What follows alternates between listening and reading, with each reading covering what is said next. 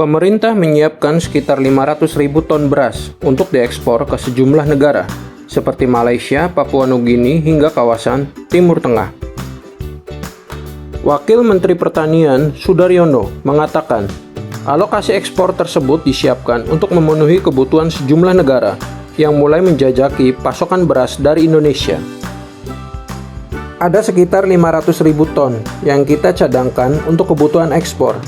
Ada Malaysia, kemudian Papua New Guinea, terus ada juga Timor Leste, termasuk Aljazair juga. Ujar Sudaryono ditemui di gedung DPR RI di Senayan, Jakarta Pusat pada Selasa 19 bulan 5. Selain itu, pemerintah juga mulai menggarap pasar Timur Tengah, khususnya untuk kebutuhan jemaah haji dan umrah.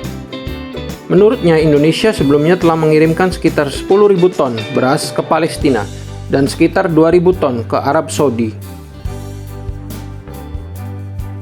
Kedepan kita berharap bukan hanya orang Indonesia yang mengkonsumsi beras selama musim haji dan umroh, tapi juga negara lain yang melaksanakan umroh dan haji mengkonsumsi beras dari Indonesia, katanya.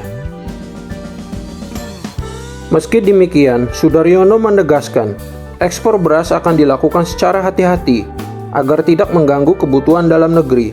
Pemerintah memastikan seluruh perhitungan dilakukan secara cermat sebelum ekspor dijalankan. Semua ekspor ini tentu akan dihitung secara cermat. Jangan sampai kemudian kita mengorbankan kebutuhan dalam negeri, ujarnya.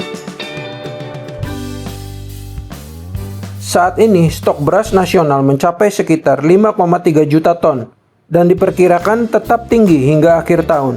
Menurutnya, meski ada penyaluran untuk program mobilisasi pasokan dan harga pangan atau SPHP, beras premium, bantuan pangan hingga ekspor, stok akhir 2026 diproyeksikan tetap berada di kisaran 5 juta ton.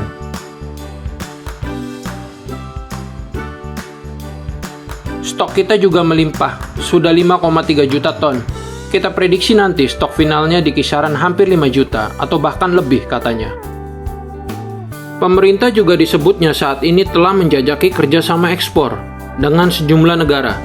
Namun realisasi ekspor masih menunggu kesepakatan bisnis antar pelaku usaha atau bisnis to bisnis, termasuk terkait harga dan volume pengiriman.